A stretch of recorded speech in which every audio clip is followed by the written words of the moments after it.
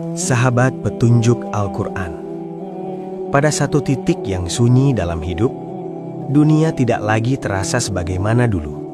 Bukan karena dunia berubah, tetapi karena sesuatu di dalam dirimu mulai bergeser. Hal-hal yang dahulu membuatmu berlari, kini hanya membuatmu menoleh. Ambisi yang dulu kau kejar dengan dada membusung, kini terasa ringan, bahkan kadang terasa asing.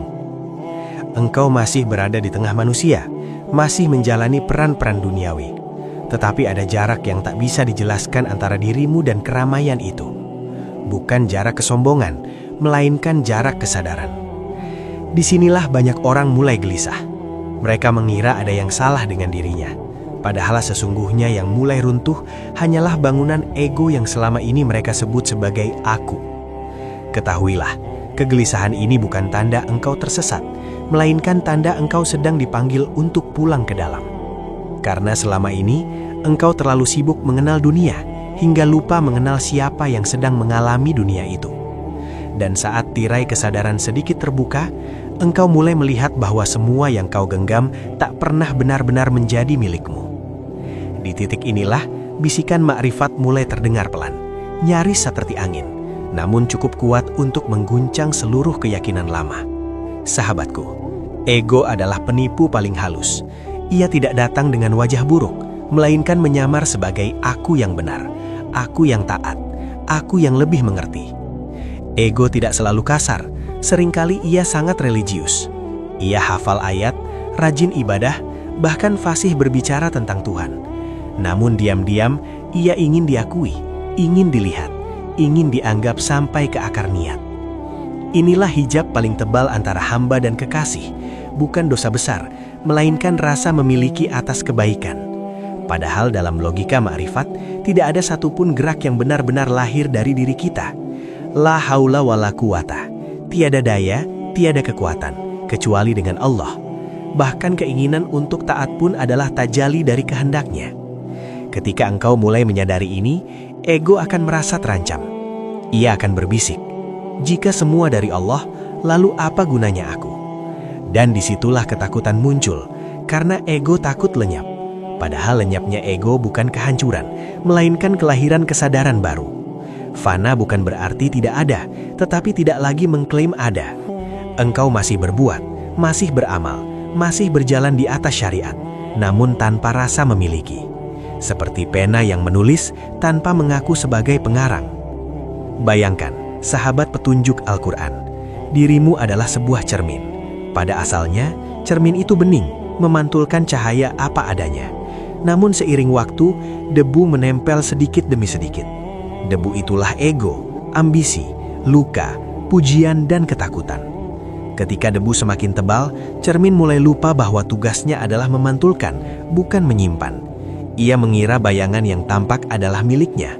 Maka saat seseorang memujinya, ia merasa tinggi. Saat dicela, ia merasa retak. Padahal yang terjadi hanyalah perubahan cahaya. Ilmu makrifat tidak mengajarkan kita memecahkan cermin, tetapi membersihkannya perlahan, dengan zikir, dengan adab, dengan kesadaran akan kefakiran diri. Ketika debu mulai tersapu, nurullah kembali tampak, dan engkau tersenyum. Bukan karena merasa suci, tetapi karena sadar bahwa sejak awal engkau hanyalah tempat lewatnya cahaya, bukan sumbernya. Disinilah ketenangan lahir, karena engkau tak lagi sibuk mempertahankan citra, melainkan menjaga kejernihan batin. Sahabatku yang sedang berjalan, perlu aku bisikkan dengan penuh kasih. Jangan pernah meninggalkan syariat atas nama hakikat. Syariat adalah wadah, hakikat adalah isi. Tanpa wadah, isi akan tumpah dan hilang. Banyak yang tergelincir karena merasa sudah sampai, lalu meremehkan sholat, adab, dan hukum-hukum lahir. Itu bukan makrifat, itu ego yang menemukan dalih baru. Orang yang benar-benar menyentuh hakikat justru semakin lembut akhlaknya, semakin rapi ibadahnya, semakin takut melukai sesama, karena ia melihat Allah hadir dalam setiap wajah. Ia tidak merasa di atas hukum, karena ia sadar hukum itu adalah bentuk kasih sayang Allah kepada hambanya. Maka berjalanlah di atas syariat dengan hati yang fana. Biarkan tubuhmu sujud dan batinmu tenggelam. Biarkan lisannya berzikir dan hatinya diam dalam kesaksian. Inilah keseimbangan yang dijaga oleh para arif billah sepanjang zaman. sahabatku petunjuk Al-Quran. Jika hari ini engkau merasa tidak lagi sama, jangan buru-buru ingin kembali seperti dulu. Mungkin retak itu bukan kerusakan, melainkan celah tempat cahaya masuk. Allah tidak selalu membangunkan hambanya dengan kenyamanan. Kadang ia mengurangi pegangan dunia agar tangan kita belajar menggenggamnya. Di fase ini, jangan banyak bicara tentang pengalaman batinmu. Simpanlah seperti rahasia antara engkau dan sang kekasih. Biarkan buahnya yang berbicara lewat akhlak, lewat kesabaran, lewat kasih yang tak memilih. Karena makrifat sejati tidak membuatmu ingin diakui, tetapi membuatmu ingin menghilang. Dan ketika engkau menghilang sebagai aku, di sanalah Allah memperkenalkan dirinya sebagai yang maha nyata. Sahabat petunjuk Al-Quran. Ada satu fase yang hampir selalu membuat orang mundur dari jalan kesadaran. Fase itu bukan penderitaan, bukan pula cobaan lahir, melainkan kekosongan. Sebuah ruang batin yang tiba-tiba terasa hampa. Dunia masih ada, keluarga masih ada, rutinitas masih berjalan, tetapi rasa memiliki menguap perlahan. Engkau menjalani hari tanpa gairah lama, tanpa ambisi lama, tanpa keyakinan palsu bahwa kebahagiaan bisa digenggam. Kekosongan ini menakutkan bagi ego, karena ego hidup dari pegangan.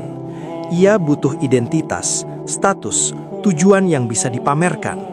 Namun bagi ruh, kekosongan adalah rahim, tempat di mana sesuatu yang lebih jujur akan dilahirkan. Banyak orang berusaha mengisi kekosongan ini dengan kembali ke dunia, memperbanyak aktivitas, bahkan memperkeras ibadah secara lahir tanpa kehadiran batin. Padahal yang diminta bukan tambahan, melainkan kejujuran untuk tinggal sejenak di ruang kosong itu. Karena di sanalah bisikan ilahi paling mudah terdengar. Bukan sebagai suara, melainkan sebagai rasa pasrah yang perlahan menenangkan. Sahabatku, kalimat la haula wala quwata sering kita ucapkan dengan lisan, namun jarang kita izinkan turun menjadi pengalaman. Ketika kesadaran mulai terbuka, kalimat ini tidak lagi terdengar indah, justru terasa mengguncang. Karena ia mencabut klaim paling dasar manusia, aku bisa. Engkau mulai melihat bahwa bahkan niat baik pun seringkali lahir bukan karena kehebatanmu, melainkan karena Allah sedang menggerakkanmu. Saat engkau ingin sholat, itu bukan karena engkau rajin, tetapi karena Allah sedang memanggil. Saat engkau terhindar dari maksiat, itu bukan karena engkau kuat, tetapi karena Allah sedang menjaga. Dan sebaliknya, ketika engkau tergelincir, itu bukan untuk menjatuhkan, melainkan untuk memperlihatkan kefakiranmu. Di titik ini, seseorang bisa jatuh ke dua jurang, keputusasaan atau penyerahan. Yang jatuh keputusasaan masih menyimpan ego, yang berserah mulai mengenal makrifat. Berserah bukan berarti pasif, tetapi bergerak tanpa klaim, bekerja tanpa merasa sebagai pelaku. Inilah makam awal di mana hati belajar tenang, karena tidak lagi memikul beban menjadi sumber. Bayangkanlah sahabat petunjuk Al-Quran, dirimu adalah setetes air. Selama ia berada di daun, ia merasa terpisah, mudah menguap, dan takut jatuh. Ia berkilau sebentar lalu hilang. Namun ketika setetes air itu jatuh ke samudra, ia seakan lenyap, namanya hilang, bentuknya tak dikenali. Tetapi justru di sanalah ia aman. Ia tidak lagi takut panas, tidak lagi takut kering. Ia menjadi bagian dari keluasan. Begitulah ego ketika masih merasa berdiri sendiri, selalu cemas, selalu ingin diakui. Dan begitulah ruh ketika mulai tenggelam dalam kesadaran ilahi. Ia tidak lagi sibuk mempertahankan diri. Fana bukan kehancuran, melainkan penyatuan makna. Engkau tetap manusia, tetap hamba, tetapi tanpa rasa terpisah. Yang ada hanyalah pengakuan batin. Aku tiada, engkau yang ada. Dan dari pengakuan inilah muncul ketenangan yang tidak bisa dijelaskan oleh logika dunia. Sahabatku yang berjalan di jalan sunyi, salah satu ujian paling halus di fase ini adalah keinginan untuk menceritakan pengalaman batin.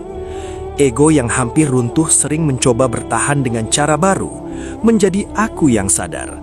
Ia ingin berbagi, ingin mengoreksi, ingin membangunkan orang lain. Padahal orang yang benar-benar disentuh cahaya justru semakin hemat bicara. Ia sadar bahwa kesadaran tidak bisa dipindahkan lewat kata-kata. Ia hanya bisa ditunjukkan lewat kehadiran. Maka ia memilih diam, kecuali jika diminta. Ia memilih rendah hati, karena ia melihat betapa sedikitnya yang ia pahami. Ia menjaga adab lahir, menjaga syariat, karena ia tahu di sanalah Allah menyembunyikan keberkahan. Orang yang berada di makam ini tidak merasa lebih suci, justru merasa lebih berhutang akhlak kepada sesama. Karena semakin dekat seseorang kepada samudra hakikat, ia semakin melihat betapa luas rahmat Allah dan betapa kecil dirinya.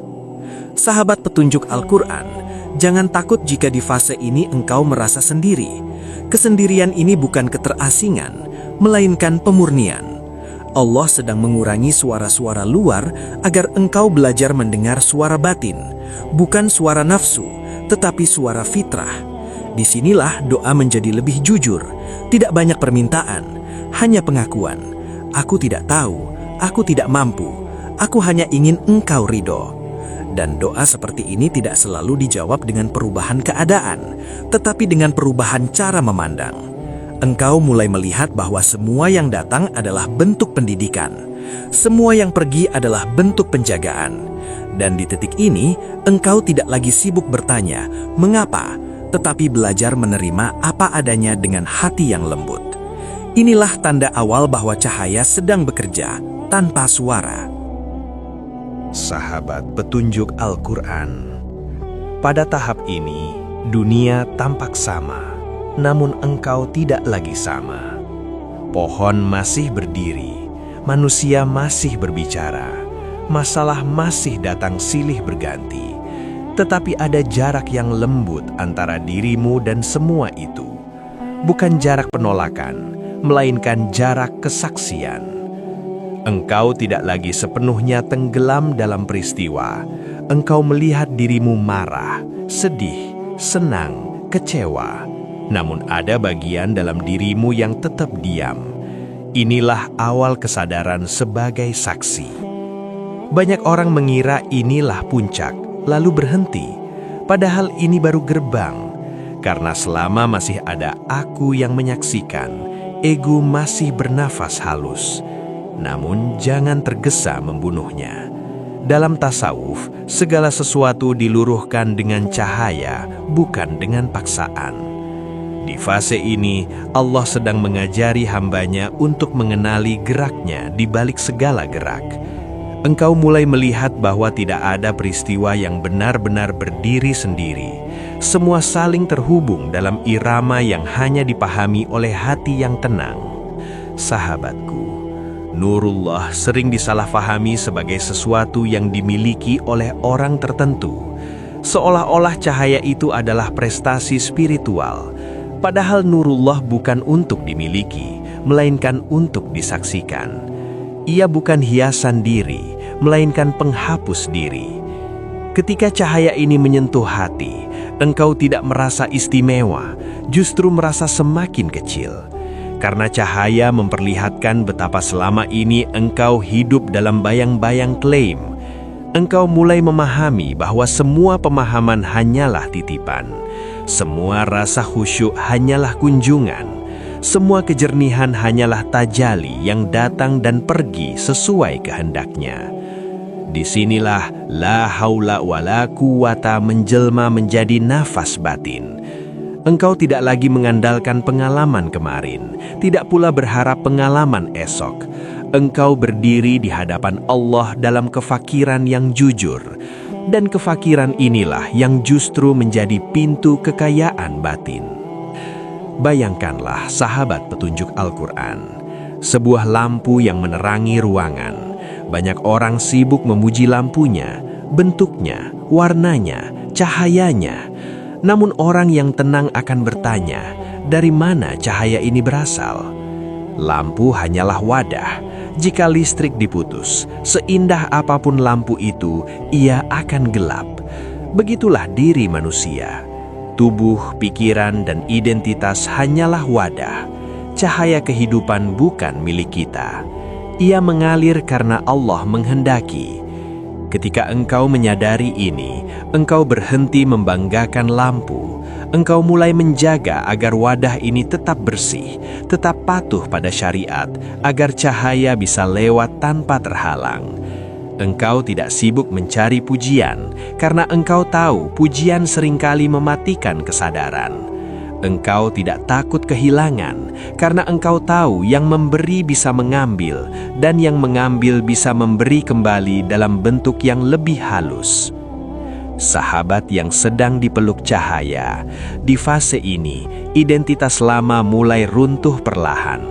Engkau tidak lagi terlalu melekat pada label, pintar, alim, bodoh, gagal, berhasil, semua terasa sementara.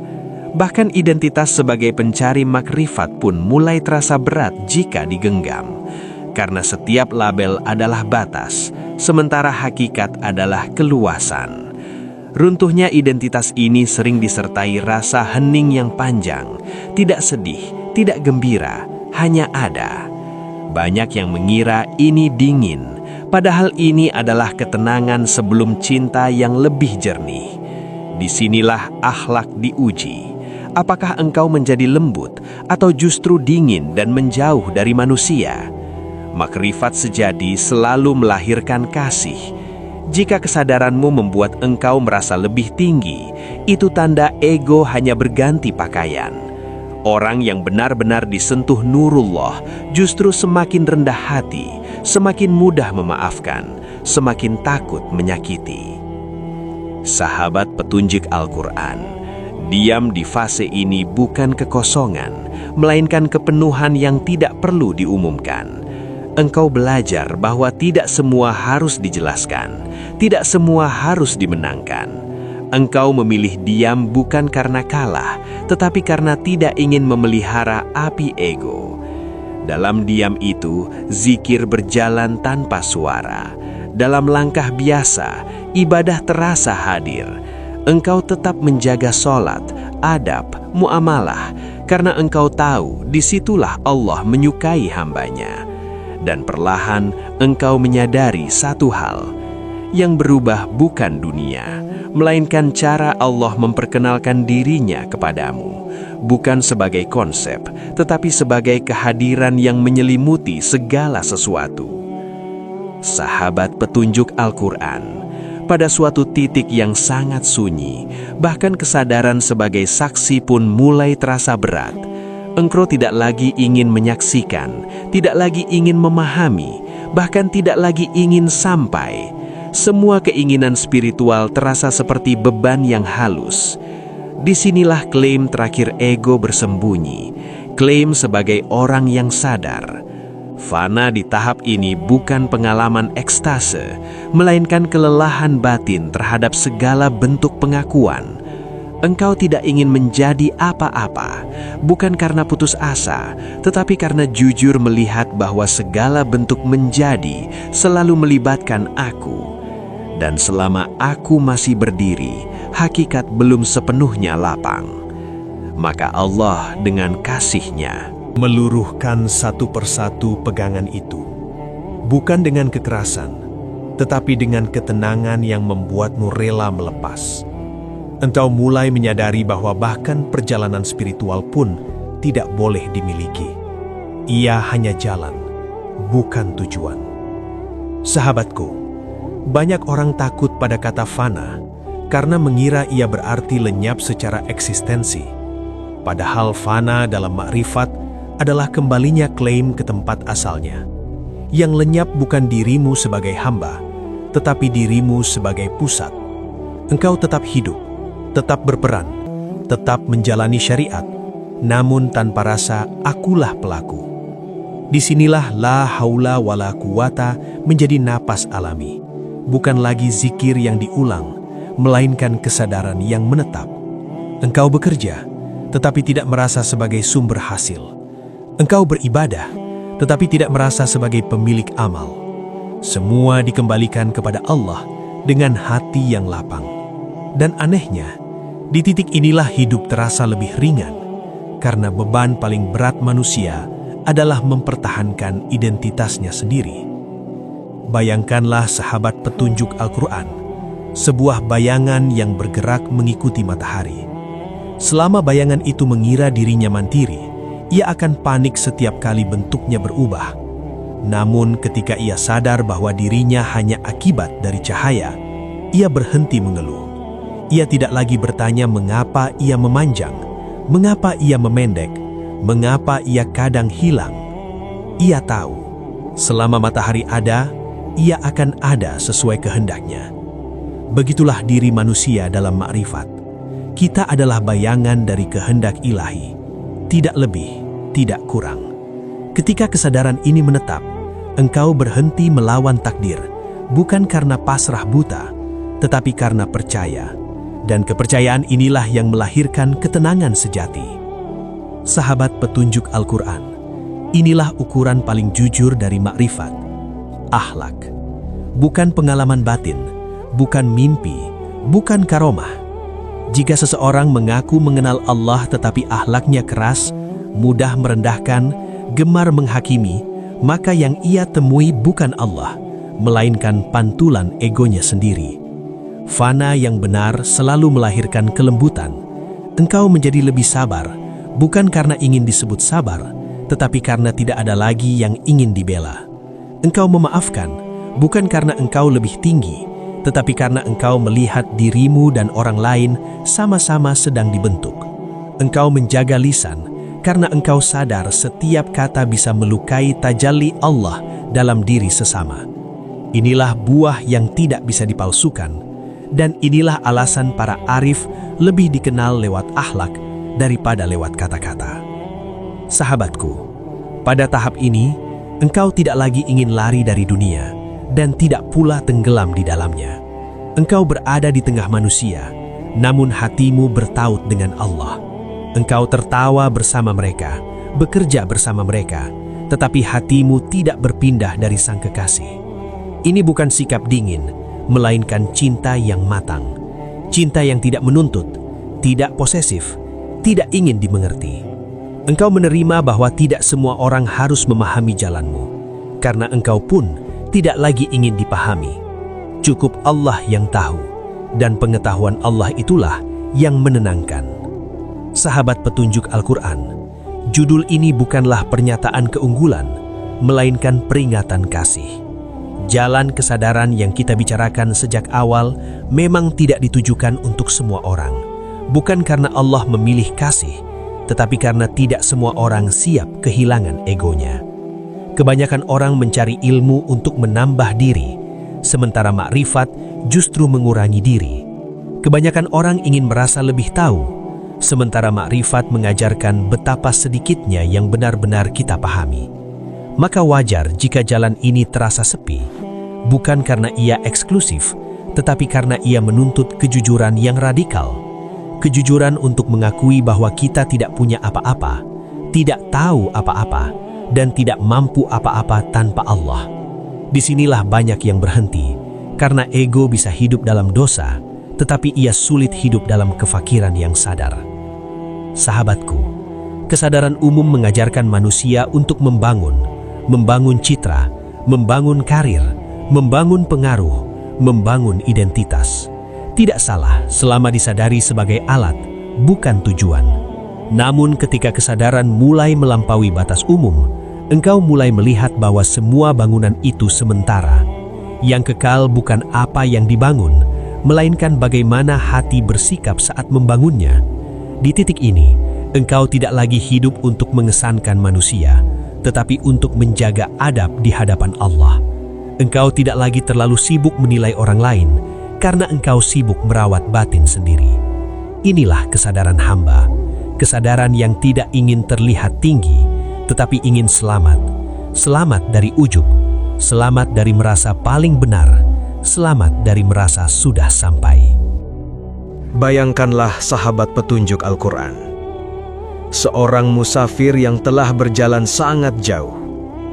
Di awal perjalanan ia sibuk menghitung langkah, mencatat jarak, membandingkan dirinya dengan musafir lain. Namun semakin dekat ke rumah, ia berhenti menghitung.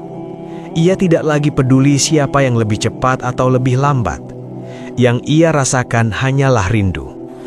Rindu untuk pulang dan beristirahat. Begitulah orang yang telah melewati batas kesadaran umum. Ia tidak lagi sibuk dengan pencapaian spiritual. Ia hanya ingin hatinya bersih ketika menghadap Sang Kekasih. Ia ingin pulang sebagai hamba, bukan sebagai orang yang membawa daftar prestasi. Karena ia tahu, yang diterima bukan cerita perjalanan, tetapi kerendahan hati di hadapan pintu rahmat. Sahabat petunjuk Al-Quran, izinkan narasi ini ditutup dengan doa yang lahir dari kefakiran, bukan dari kepandaian. Ya Allah, jika ilmu ini mendekatkan kami kepadamu, tetapkanlah ia sebagai cahaya. Jika kata-kata ini menumbuhkan ego, hapuskanlah ia dari hati kami. Jadikan kami hamba yang lembut lisannya, rendah hatinya, dan jujur pengakuannya. Jangan Engkau serahkan kami kepada diri kami sendiri, walau sekejap mata. Ajari kami memahami la haula wa la quwwah, bukan sebagai kalimat, tetapi sebagai kehidupan. Dan perkenankanlah kami pulang kepadamu tanpa membawa apapun, selain harap dan adab. Amin ya Rabbal Alamin. Sahabat petunjuk Al-Quran, jika narasi ini mengetuk sesuatu di dalam dadamu, jangan simpan sendiri.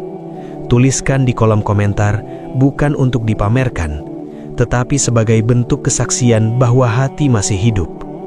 Jika engkau merasa perjalanan ini perlu didengar oleh jiwa lain yang sedang gelisah, bagikanlah dengan niat kebaikan, bukan merasa paling tahu.